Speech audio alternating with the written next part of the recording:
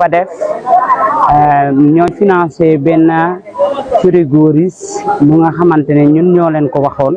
ci seen activité yi nga xamante ne moom lañ ñëwoon ci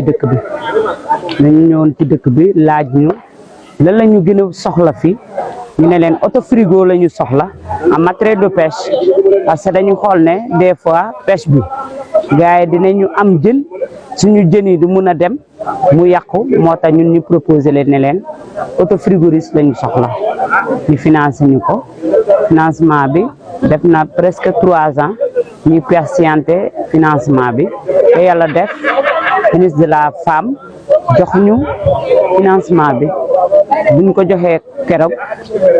dañu kontaan en fierté di ci gërëm président Macky Sall parce que boo gisee ñu koy gërëm gis nañu lu mu def ci jigéen ñi surtout le village de Elinkine financement bi pour fay la parce que financement bi c'est 29 millions auto financement bi de pêche c'est 3 250 000 mais dañ koy fay pendant 5 ans auto bi lu ci gën a neex mooy par 6 mois la ñuy fay par 6 mois la ñuy fay loolu moo tax ñi ci sant état Sénégal ak banque islamique di sant waa crédit mutuel du Sénégal parce que ñun amuñu ci département bi beneen banque bu dul crédit mutuel moo tax ñi leen ci gërëm di leen ci sant bu baax a baax di ma saw coono waa PADEF ñi nga xamante ne dañ def déplacement bi depuis Dakar ba fii ñëw set si nit ñi dañuy sama comme suñu taw bu góor rek lii suñu taw bu góor la dañ koy sama bu baax a baax di ko tete bu baax a baax di ko liggéeyloo mu mën a fay parce que gis nañu ne jafe-jafe dafa am ci dëkk bi jafe-jafe bi dafa am ci dëkk bi jigéen yi dañu am lu ñuy soxla sax pour dimbale seen jeunesse duñ ko am kon oto bi mi ngi fi bu ñu liggéeyee oto bi bu génnee wàllam dinañ am wala bu nga xamante ne bu chauffeur la dinañ am banque bu nga xamante ne caisse bu nga xamante ne caisse noire la pour lu nga xamante ne lu soxla dëkk bi bu ñu amee ay urgence ñu def ko ci dëkk bi mun a sukkaleeku dem ci kanam. dañuy ñaan waa Ziguinchor yi amuñu woon waaye boo demee ba nga am soxlawatuñu beneen oto suñu oto dina def suñu transport comme nuñ ko bëggee ñu ngi nii fa fii nag di talal waa Diembéring commune de Diembéring surtout le quai de pêche du Cap Skirring ne leen Elinkine am nañu oto jàppaleen bu baax a baax ngeen dimbali ñu parce que projet bi yaatu na ci région de Ziguinchor Elinkine bénéficie ak ADEAN kon man dama ciy kontaan département Oussouye lii bu leet la mosu fee am financement 29 millions mosuñ ko recevoir ci état pour la première fois nañ ñëpp def ci seen loxo na ñëpp jàpp mu dëgër ñi xam ne lii ñëw pour Siré Diémé kese dafa ñëw pour dëkk bi yëpp la pour département bi yëpp la pour lu nga xamante ne koom-koom bu nga xamante ne daa war a jóg pour dëkk bi yëpp la moo tax ma leen di remercier di leen féliciter waa Kabisa awma seen fay yàlla na leen yàlla fay.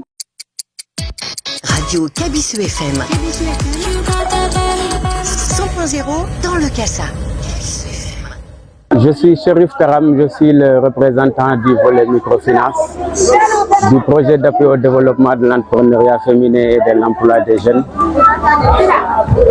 qui est cofinancé par la Banque islamique de développement et le gouvernement du Sénégal, qui est un projet qui a une composante financement islamique. Et nous étions venus à Elinkine assister à la remise officielle de la clé du camion frigorifique qu'on a financé au groupement Les Femmes de Elinkine, d'une capacité de 5 tonnes et du matériel de pêche pour un coût total de 29 millions. Donc c'est un financement qui a été octroyé selon le modèle islamique que l'on appelle la Mourabaha, qui est un modèle islamique qui est différent de ce que l'on appelle la finance classique ou conventionnelle, par le fait qu'on ne donne pas de l'argent à la promotrice,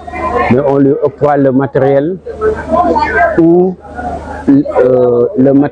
l'objet nécessaire à l'exploitation de son activité. Donc voilà un peu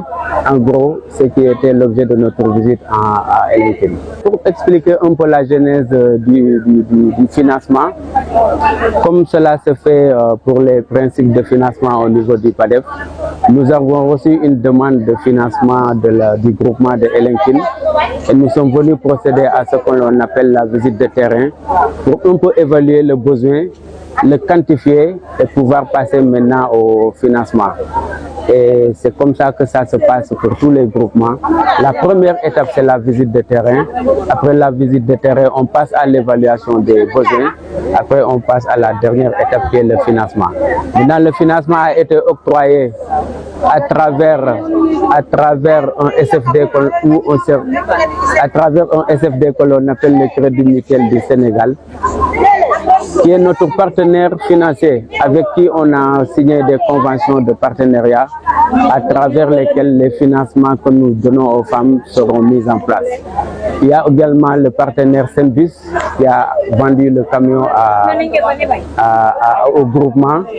et qui a mis à leur disposition un package d'accompagnement qui va leur permettre d'utiliser le camion dans de très bonnes conditions. Nous comptons faire le suivi avec des visites rapprochées, des visites trimestrielles pour voir l'état d'avancement, voir s'il y a des problèmes et pouvoir discuter afin de trouver des solutions à toute éventualité. Le message que je lance aux femmes, c'est de ne pas oublier que c'est un financement et qui dit financement dit remboursement. Donc il faut tout faire pour rembourser dans de bonnes conditions. C'est pourquoi on leur a donné le financement dans des conditions très allégées avec un taux de marge de 7% et ils vont payer le financement dans une période de 5 ans, 60 mois.